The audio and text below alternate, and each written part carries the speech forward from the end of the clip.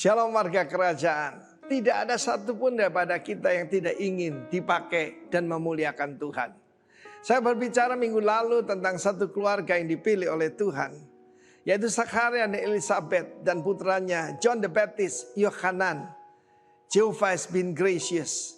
Khususnya tentang Elizabeth, dia adalah keturunan Harun.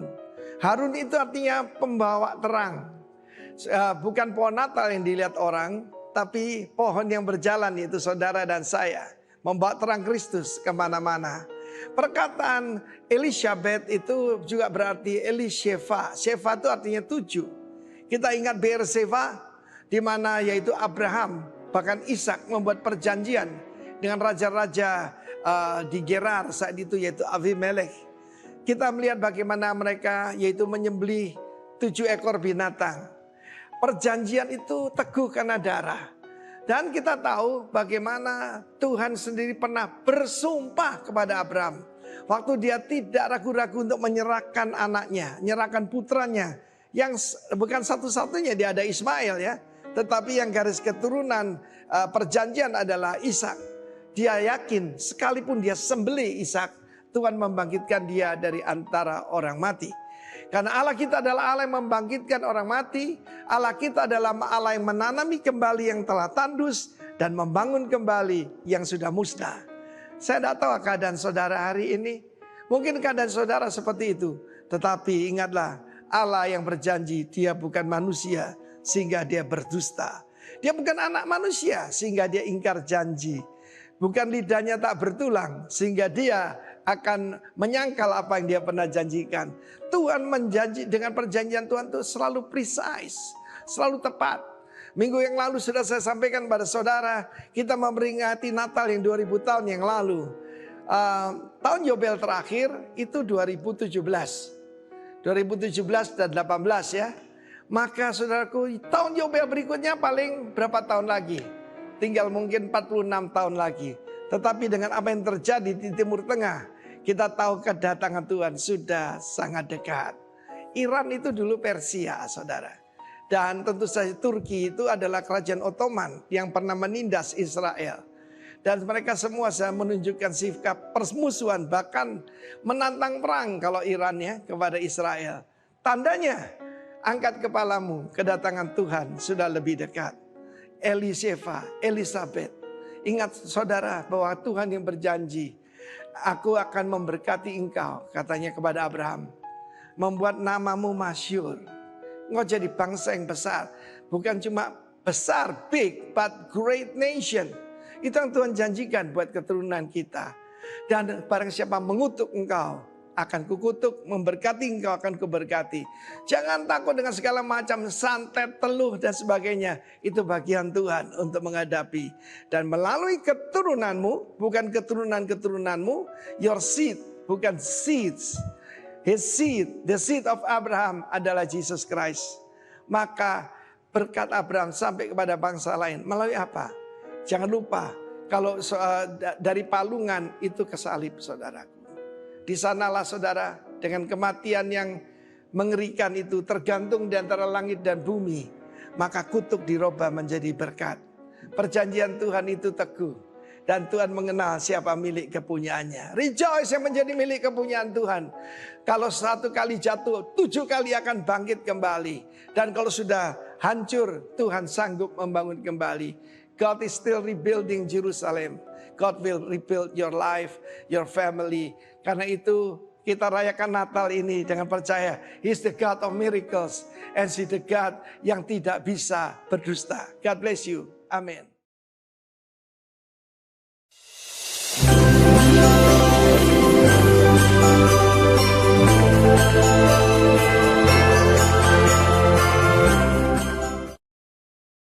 Shalom warga kerajaan. Kiranya damai sejahtera Allah senantiasa tinggal dalam hati kita. Kesempatan ini saya akan menyampaikan pesan Natal bagi kita semua. Baik, kita semua tahu dalam suatu peristiwa penting, perkataan atau kalimat pertama yang terucap dari si pemberi pesan pada umumnya menjadi kunci dari keseluruhan pesan yang hendak disampaikan. dan mengabaikan akan hal tersebut dapat membuat si penerima pesan melewatkan hal yang penting tersebut. Pada zaman Herodes ada seorang imam yang bernama Zakaria, istrinya Elizabeth. Keduanya hidup benar di hadapan Allah. Mereka tidak mempunyai anak. Elizabeth mandul dan mereka berdua sudah lanjut usia, sudah lanjut umur mereka. Suatu saat Zakaria ditunjuk untuk masuk ke dalam bait suci dan membakar ukupan di sana. Dan apa yang terjadi ketika ia sedang membakar ukupan? Ia melihat seorang malaikat Tuhan. Zakaria terkejut dan menjadi takut. Dan apa yang dikatakan malaikat kepadanya? Jangan takut, hai Zakaria. Sekali lagi, jangan takut, hai Zakaria, sebab doamu telah dikabulkan dan Elizabeth istrimu akan melahirkan seorang anak laki-laki bagimu dan haruslah engkau menamai dia Yohanes. Juga ketika malaikat, the messenger, masuk ke rumah Maria, ia berkata, "Salam hai engkau dikaruniai, Tuhan menyertai engkau."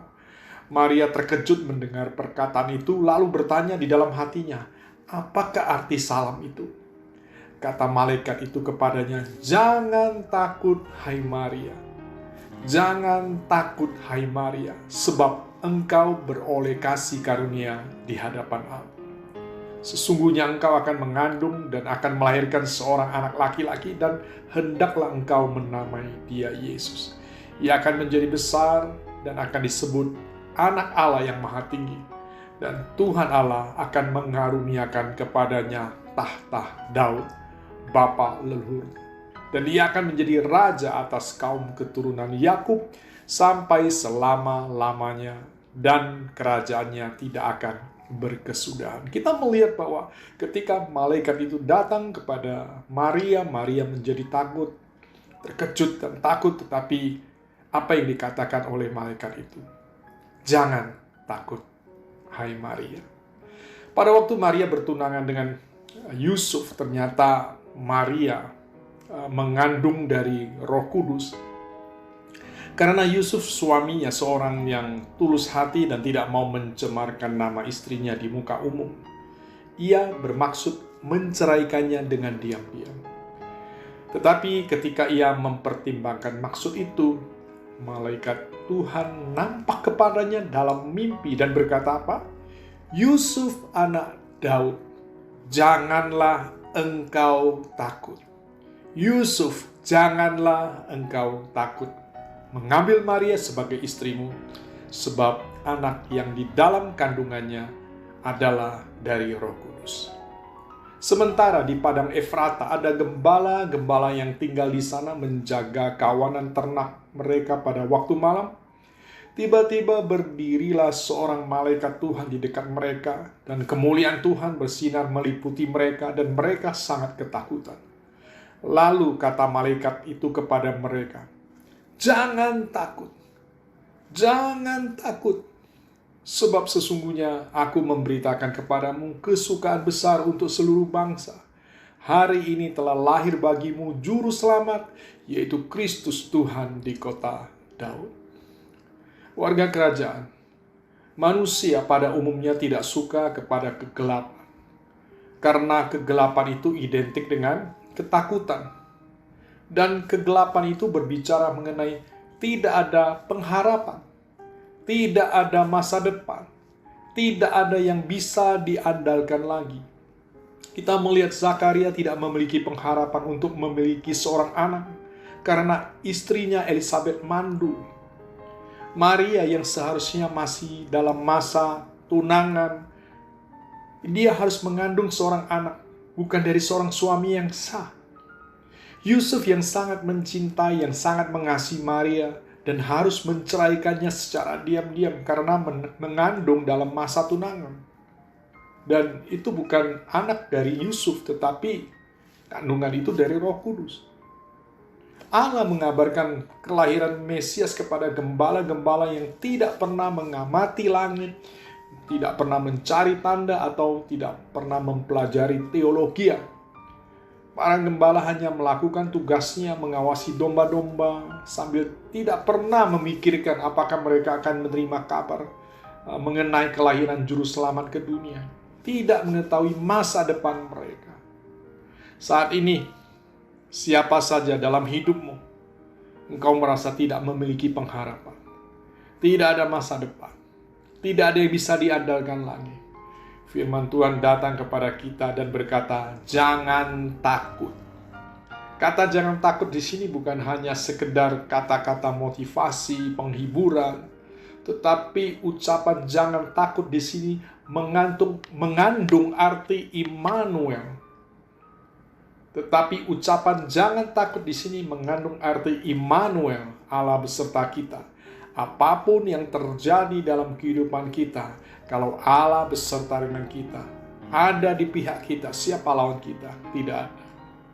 Dalam Maleakhi, Immanuel juga disebut sebagai the Son of Righteousness, surya kebenaran. Surya, terang kebenaran itu akan bersinar dalam kegelapan sehingga kegelapan itu akan sirna. Dan ketika kegelapan itu sirna, maka tidak ada lagi ketakutan. Karena di dalam Dia, Yesus yang telah lahir bagi kita, ada masa depan yang penuh dengan pengharapan. Selamat Natal warga kerajaan, damai sejahtera dan sukacita Natal memenuhi kita semua. Amin. Shalom jemaat yang dikasihi Tuhan. Selamat Natal, selamat jumpa lagi. 2 tahun rasanya kita tidak berjumpa. Dan tahu-tahu pangling ini. Ada yang gondrong, ada yang gemuk. Ya, tapi apapun keadaan kita, Immanuel, Dia beserta kita. Saya akan bawa saudara sebelum kita renungkan bersama-sama firman Tuhan ini. Mari kita satukan hati. Saya ajak saudara sekali lagi kita berdoa. Bapa, kami sebentar akan renungkan firman-Mu. Kami tahu Tuhan, hidup kami hanya bergantung kepada Engkau. Hidup kami hanya bergantung kepada anugerah-Mu saja. Kami ada hari ini semua karena anugerah-Mu. Terima kasih, sebentar kami akan diberi waktu oleh Tuhan untuk bersama-sama merenungkan firman Tuhan. Firman-Mu adalah rahasia yang tidak mungkin dibuka tanpa Tuhan membukanya buat kami. Bukakan rahasia itu, buat kami memahaminya. Bukakan rahasia itu, buat kami mengerti oleh karenanya. Karena firman kebenaran yang kami mengerti, itulah yang memerdekakan kami. Terima kasih Tuhan Yesus, Engkau mengurapi kami semua yang hadir pada sore hari ini dengan urapan yang sama. Di dalam nama Tuhan Yesus Kristus, bersama-sama yang siap renungkan firman Tuhan, kita katakan amin. Sebelumnya saya minta maaf kami, Pak, bersama dengan Bapak Gembala dan saudara sekalian, kalau ada beberapa tadi yang harus sudah di-close ya Pak ya. Itu semata-mata yang mulai daftar mulai pagi yang lewat Google Form. Itu karena memang ketersediaan tempat kita dan ketaatan kita kepada protokol kesehatan. Ya. Jadi ada beberapa memang yang tidak bisa masuk. Tetapi begini, kenapa ini saya awali? Tapi ini satu positif problem saya ngomong pada Bapak Gembala. Kenapa? Ya, kita ini karena belum punya gedung, saudara. Kalau kita punya gedung, tentu seluruhnya akan tertampung. Dan ini mari membuat kita semakin terpacu bahwa kita satu saat, dan itu tidak lama lagi, kita akan memiliki tempat yang permanen untuk kemuliaan Tuhan. Kita beri dulu kemuliaan yuk untuk Tuhan. Baik Bapak Ibu, 30 menit ke depan kurang lebih tema dari pusat kita diberikan ini. The Son of Righteousness. Ini adalah penggalan ayat yang diambil dari firman Tuhan perkataan Nabi Maleakhi. Siapakah dia? Maleakhi itu adalah nabi terakhir di dalam kanon Perjanjian Lama Kristen. Di Alkitab kita, Maleakhi diletakkan pada bagian akhir dari Alkitab kita sebelum datang 400 tahun masa kosong. Sehabis Maleakhi ada periode sunyi, periode kosong 400 tahun firman Tuhan tidak mengunjungi umat manusia. Baru terpecahkan ketika tadi sudah disinggung oleh Bapak Gembala, malaikat datang kepada Zakaria untuk memberitahukan tentang kelahiran Yohanes. Jadi Maleakhi ini seolah-olah batas akhir dari sebuah periode. Artinya utusanku. Ya, setelah Maleakhi ada masa kosong. Itu sekitar 430 sebelum Masehi, sebelum Kristus. Apa yang dibicarakan dalam kitab Maleakhi, kitab yang pendek ini cukup komplit Bapak Ibu ya. Ini untuk kita paham saja, walaupun 4 pasal, dia bicara banyak soal keluarga. Dialah nabi yang menentang perceraian. Dialah nabi yang kemudian mengatakan hati bapak-bapak harus kembali kepada anak-anaknya dan hati anak-anak kepada bapaknya. Dia pula nabi yang dengan tegas mengingatkan Israel tentang pentingnya untuk persepuluhan. Ingat ya, itu selalu kita angkat di dalam kitab Maleakhi. Tapi satu hal yang penting juga, Maleakhi juga berbicara tentang hari Tuhan. Inilah yang menjadi pokok bahasan kita di dalam tema Natal tahun ini. Itu diambil dari Maleakhi pasal yang keempat, ayat yang kedua. Itu berbicara tentang hari Tuhan. Saya mencoba mengeksplor apa yang dimaksud oleh Maleakhi tentang hari Tuhan. Ternyata tidak semua para penafsir Alkitab sepakat, tapi paling tidak ada satu benang merah. Itu berbicara 2 hal, yaitu tentang kedatangan Tuhan yang pertama.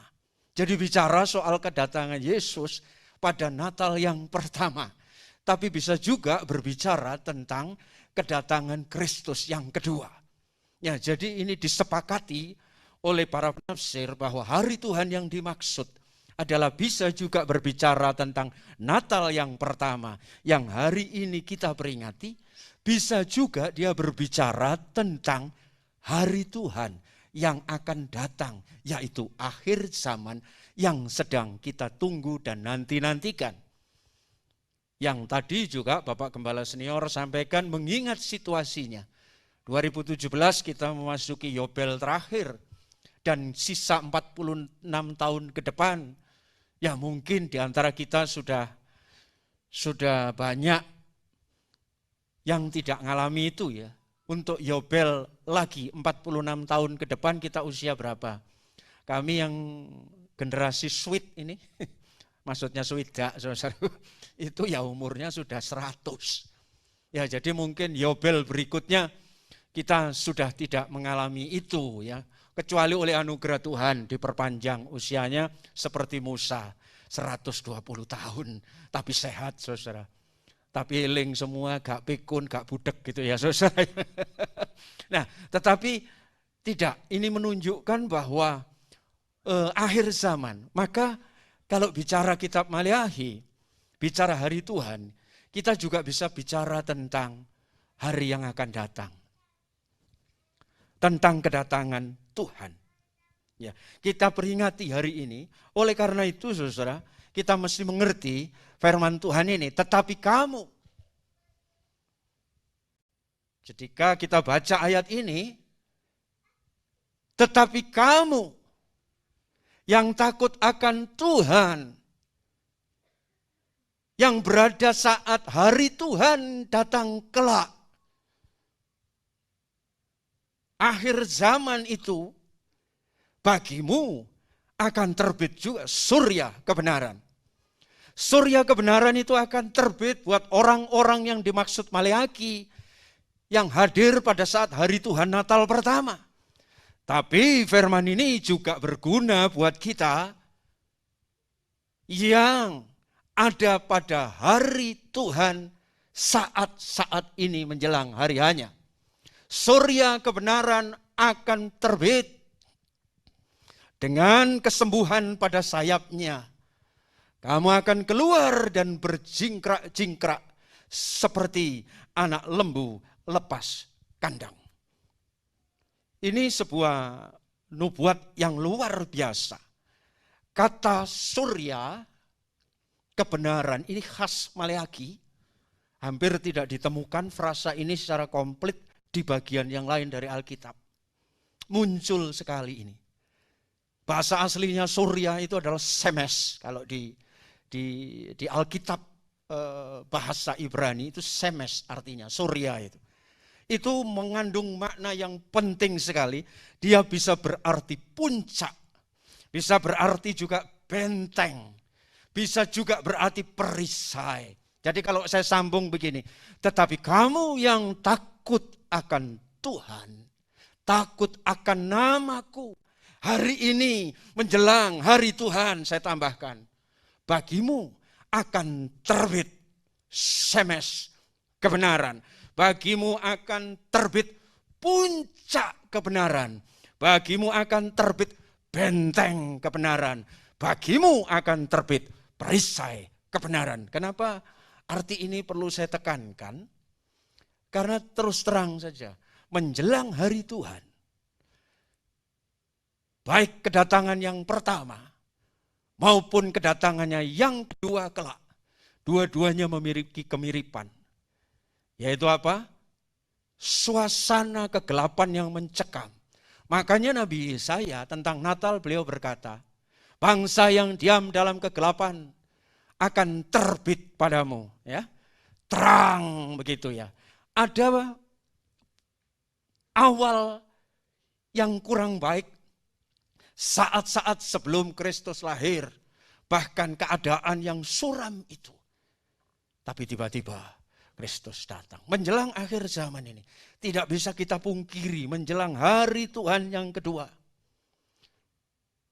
Suasananya kurang lebih mirip. Dan eskalasi ini akan terus meningkat dari tahun ke tahun. Bahkan anak rohani dari Rasul Paulus Timotius mengatakan pada hari akhir akan datang masa-masa yang sukar. Tidak bisa dipungkiri pula hari-hari ini. Sebentar lagi kita akan mengakhiri tahun 2021 ini. Saya percaya tahun-tahun ini banyak diwarnai dengan perjuangan, pergumulan, dan kadang air mata. Pandemi ini punya dampak yang luar biasa kepada semua orang. Tidak terkecuali. Dan kita belum tahu kapan akan berakhirnya. Dan ini sungguh sesuatu yang bagi manusia sesuatu yang sangat berat. Hampir semua sisi kehidupan terpengaruh. Tapi dalam suasana yang seperti ini, saudara, kita berbahagia ada janji untuk orang-orang yang takut akan Tuhan. Padamu akan terbit surya kebenaran. Katakan amin. Padamu akan terbit benteng kebenaran itu. Saya mencoba membuka juga penafsiran-penafsiran apakah surya kebenaran itu menunjuk kepada sebuah benda, sebuah barang, sebuah orang, atau sebuah keadaan. Ternyata tidak bulat juga. Ada yang menafsirkan surya kebenaran itu adalah kuasa Allah, laksana sinar matahari yang menerangi begitu. Tapi ada juga penafsir yang mengatakan surya kebenaran itu menunjuk kepada pribadi Kristus sendiri. Nah, dua-duanya ini memberikan harapan kepada kita. Apa yang dikatakan Maleakhi 2000 tahun lebih yang lalu tetap relevan hari ini. Hai engkau yang sedang menantikan kedatangan Tuhan yang kedua kali. Asal hidupmu takut akan Tuhan. Dunia boleh bergejolak, pandemi boleh ada, tetapi orang-orang yang berharap dan takut akan Tuhan, padanya akan ada surya kebenaran. Kita beri kemuliaan untuk Tuhan. Mari Natal tahun ini kita declare, oke, suasana masih belum terlalu kondusif. Bahkan Indonesia sudah kemasukan Omikron, walaupun banyak orang bilang itu tidak terlalu berat, cuma batuk-batuk saja dan badan capek, tidak akan menuju merenggut nyawa dan sebagainya. Tapi mau tidak mau rumah sakit kan kolaps kalau ke semua sakit. Baru saja saya dengar berita di Inggris sudah 89.000 dalam satu hari. Ini yang kolaps nanti rumah sakitnya. Lalu sistem kesehatan akan stuck. Lalu situasi akan setback kembali. Oke lah kalau kita membayangkan itu, kita jadi takut. Tapi Allah itu heran. Sebelum masa kekosongan 400 tahun tanpa firman, Tuhan hadir lewat Maliaki. Asal engkau takut akan Tuhan, padamu akan ada surya kebenaran. Dan surya kebenaran itu datang dengan apa? Dengan kesembuhan pada sayapnya. Saya bersyukur di situasi-situasi gelap seperti ini. Ada pengharapan. Hari-hari ini saudara, jujur saja. Ada banyak sayap-sayap yang mulai patah. Ada banyak sayap yang mulai patah. Bisa sayap pengharapan. Bisa sayap kesehatan. Bisa sayap ekonomi. Bahkan bisa sayap keluarga. Sayap-sayap kehidupan seolah-olah pada drop. Saya kebetulan diberi kesempatan oleh Tuhan. Tuhan belum mengizinkan saya untuk full time, tapi full heart saja. Artinya masih tetap sebagian hidup saya ada di marketplace. Saya bisa merasakan bahwa ini tahun-tahun yang tidak mudah 2 tahun ini. Kami yang bergerak di dunia ekonomi pun sama, saudara. Saya bergerak di dunia finansial. Dan betapa semuanya pada posisi-posisi yang tidak mudah hari-hari ini. Ada banyak sayap-sayap yang mulai lemah. Ada sayap-sayap yang mulai patah. Ada sayap-sayap yang mulai hampir terkulai.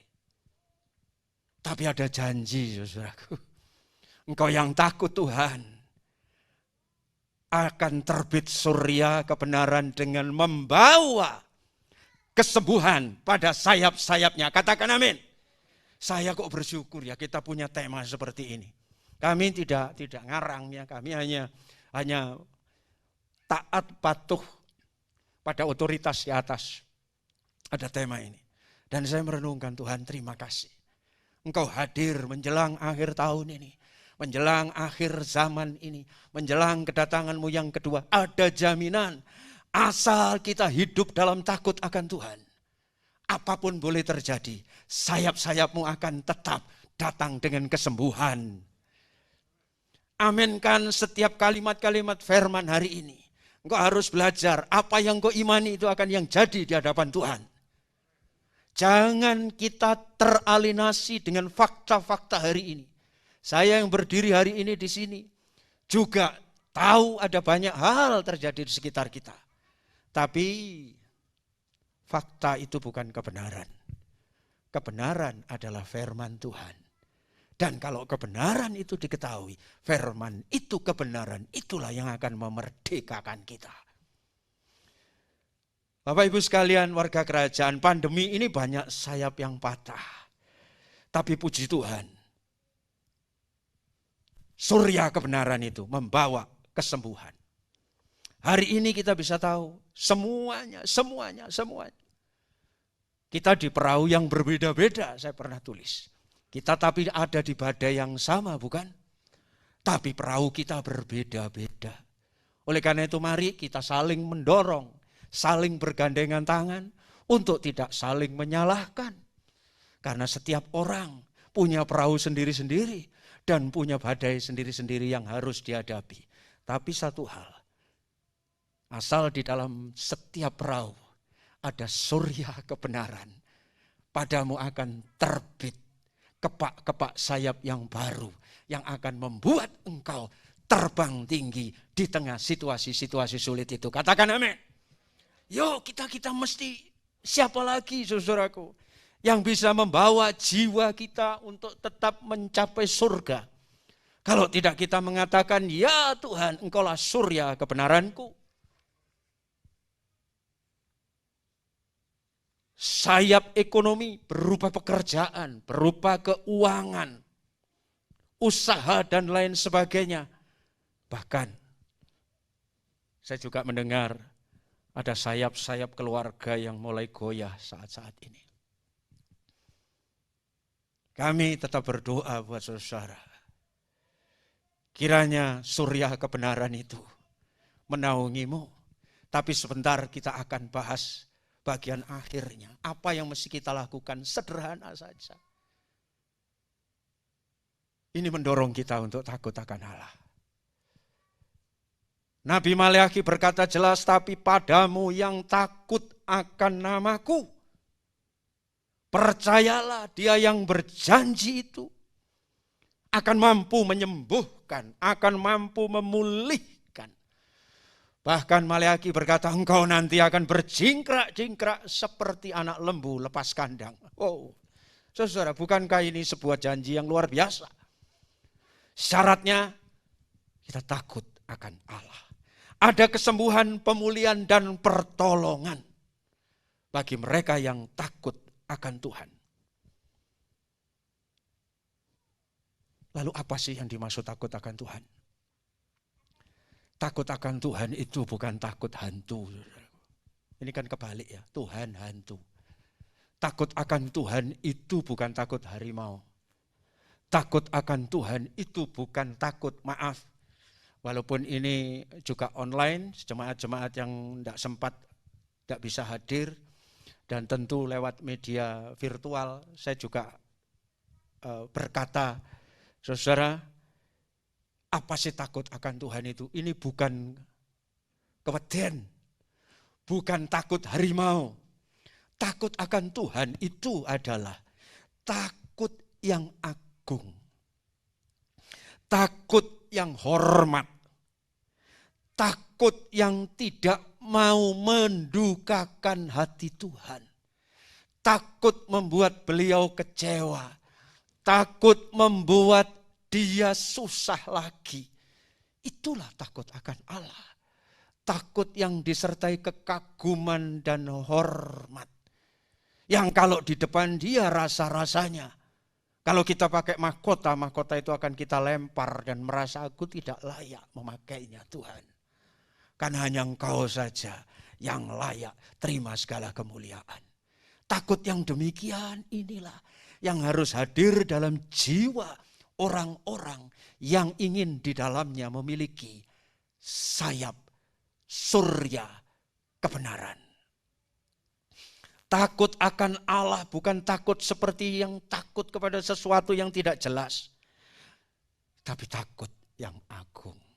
Hari-hari ini, takut akan Allah ini memang nyaris susah ditemui di banyak belahan bumi ini. Tapi biarlah kita yang berhimpun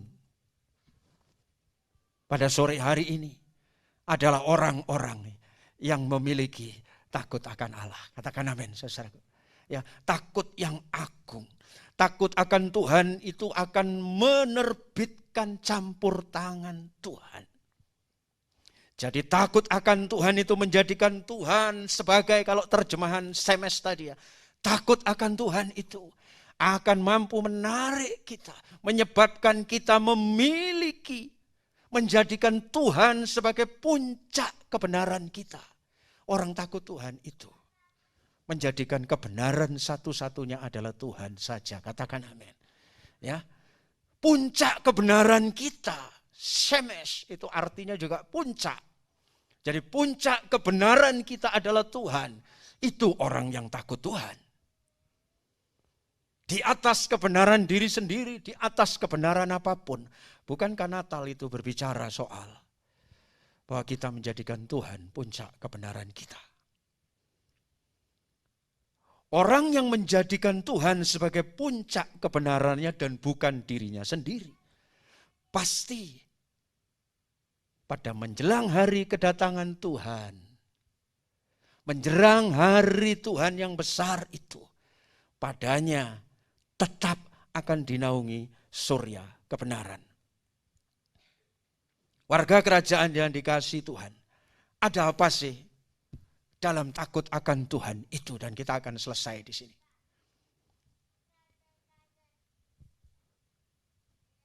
Allah itu bergaul karib dengan orang yang takut akan Dia. Tuhan bergaul karib dengan orang yang takut akan Dia. Dan perjanjiannya yang disampaikan oleh Maliahi sore hari ini, diberitahukannya kepada mereka dan digenapinya dalam hidup mereka. Katakan amin. Takut akan Tuhan menyebabkan Tuhan bergaul karib, makanya surya kebenaran muncul di dalam dirinya. Karib dengan Tuhan. Ayo saudara, lepas beberapa hari ke depan ini kita akan segera mengakhiri tahun ini. Sudahlah, seperti uraian saya di awal ini, apapun yang terjadi, jadikan pola hidup takut akan Tuhan ini menjadi gaya hidup kerajaan kita sampai Tuhan datang. Katakan amin. Begitu engkau takut akan Tuhan, Tuhan akan karib bergaul dengan kita. Dan kalau Tuhan karib bergaul dengan kita, perisai kebenaran akan melekat di dalam hidup kita. Benteng kebenaran akan melekat pada kita. Dan puncak kebenaran menjadi puncak pemikiran kita. Takut akan Tuhan, bergaul karib. Saya lanjut. Kenapa mesti harus takut akan Tuhan? Orang yang takut akan Tuhan bukan saja dapat janji-janji Tuhan, selalu punya jalan keluar. Siapakah orang yang takut akan Tuhan? Kepadanya Tuhan menunjukkan jalan yang harus dipilihnya. Katakan amin. Makanya surya kebenaran klop dengan Maleaki. Orang yang takut akan Tuhan, padanya akan muncul puncak kebenaran. Puncak kebenaran, benteng kebenaran, perisai kebenaran. Itu yang akan menjadikan dia mampu menghadapi apapun yang terjadi. Menghadapi solusi-solusi yang harus diambil. Tidak ada cara lain. Kita mesti perlu surya kebenaran. Dan caranya salah satunya lagi, takut akan Tuhan. Ini hanya ayat-ayat yang mendukung betapa takut akan Tuhan. Hubungannya erat dengan the Son of Righteousness ini. Baik ini berupa pribadi maupun berupa kuasa. Dua-duanya hanya dapat dicapai oleh orang-orang yang takut akan Allah. Ayo ini kita jadikan gaya hidup apapun yang terjadi. Yang berikut. Orang yang takut sesungguhnya mata Tuhan tertuju pada mereka yang takut akan Dia. Kepada mereka yang berharap akan kasih setianya. Kenapa surya kebenaran muncul kepada orang yang takut akan Tuhan? Karena pusat perhatian Tuhan itu kepada orang-orang yang takut akan Tuhan. Sudah saudaraku. Gini ya, hanya dengan takut Tuhan kita tidak akan takut apa-apa lagi. Katakan amin. Kalau saudara tidak takut Tuhan, apapun akan saudara takuti. Kalau saudara takut Tuhan, jalan selalu terbuka. Kita selalu jadi pusat perhatian Tuhan. Mata Tuhan itu tertuju kepada orang-orang yang takut akan Tuhan. Makanya Maleaki ngomong, nanti hari Tuhan akan membuktikan. Orang yang takut Tuhan akan terbit surya kebenaran. Ada kesembuhan pada sayap-sayapnya. Karena ini menjadi pusat perhatian Tuhan. Kita diperhatikan Pak Bupati aja senang setengah mati. Lebih rendah lagi ya, diperhatikan RT aja senang setengah mati. Lebih rendah lagi, diperhatikan tukang parkir aja kita senang setengah mati. Apalagi kita diperhatikan Tuhan. Ayo kita beri kemuliaan dulu untuk Tuhan. Kalau Anda takut akan Tuhan, mata Tuhan itu selalu memperhatikan saudara. Dan itu menjadi jaminan surya kebenaran pasti akan terbit The Son of Righteousness itu akan terus muncul di dalam kita. Orang yang takut Tuhan, malaikat Tuhan berkemah di sekeliling orang-orang yang takut akan Dia, lalu meluputkan mereka. Katakan amin. Omikron, Delta, dan sebagainya, penyakit apapun. Di dunia mah banyak penyakit memang. Tapi percaya saja, malaikat Tuhan berkemah di sekeliling orang-orang yang takut akan Dia. Kalau toh kena, saudara waras-waras, saudaraku. Katakan amin. Sudah banyak tuh buktinya di sini. Pada saat kemarin get-getnya bulan 6, 7, 8. Pak Ong rambutnya panjang. Tapi saya lihat di sini, sehat-sehat, malah lemu-lemu mari kena COVID. Saudara, bukan berarti kita ini mau sembrono, enggak ya. Tapi orang yang takut akan Tuhan, malaikat Tuhan itu berkemah di sekeliling mereka. Saya mendengar kesaksian jemaat rekan di sini yang kerjanya memang resiko banget ya. Mulai awal pandemi itu hanya pray sebentar, sampai hari ini masih kerja terus. Orangnya di belakang senyum-senyum itu. Kerja di tempat yang berisiko. Karena memang menciptakan kerumunan pekerjaannya. Bayangkan loh ya, kita tidak boleh ada di kerumunan, tapi pekerjaan saudara kita ini di tempat menciptakan kerumunan. Dan di tempat itu, saudaraku, hampir sering orang tidak pakai masker. Saudara. Sekali lagi, ini bukan berarti kemudian, khotbahnya Pak Andreas nanti kita sembrono aja, bukan loh ya. Tapi saya ingin menunjukkan bahwa orang yang takut Tuhan itu, malaikat Tuhan berkemah di sekelilingnya. Kita bukan mencobai Tuhan, tetapi karena kita bertugas loh. Bekerja untuk tulang punggung kehidupan, itu tugas kerajaan, saudaraku.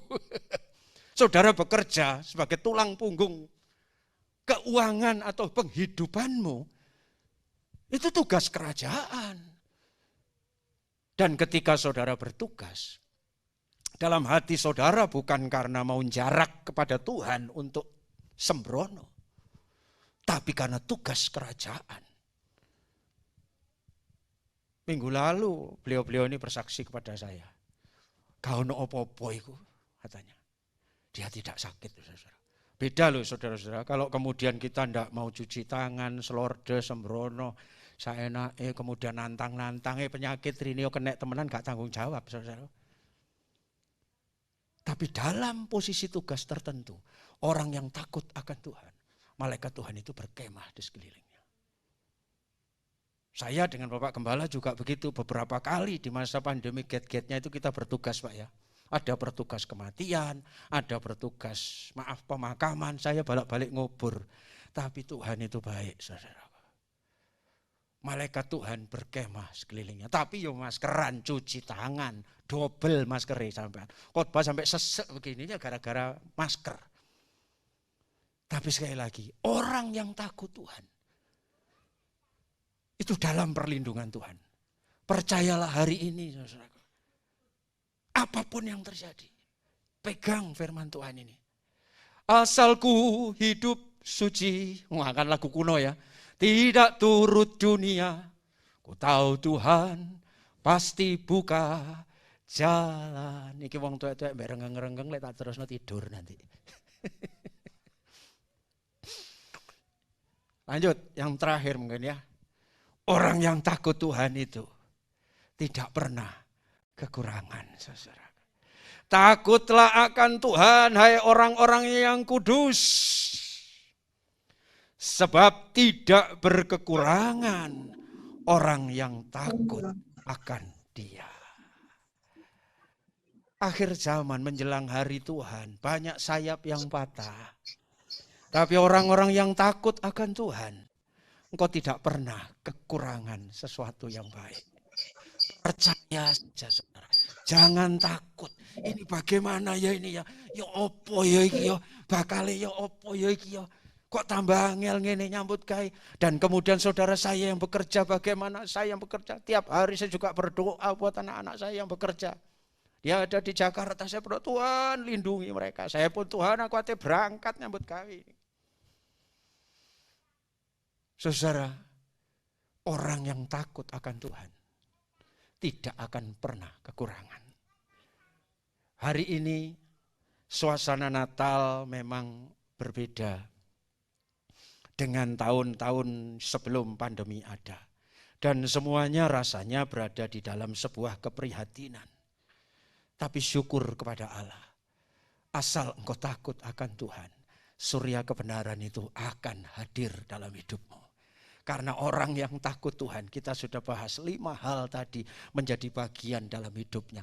Orang yang takut Tuhan itu akan selalu digaul karib dengan Tuhan, dekat Tuhan. Ayo teman-teman yang melayani praise and worship mulai menyiapkan diri.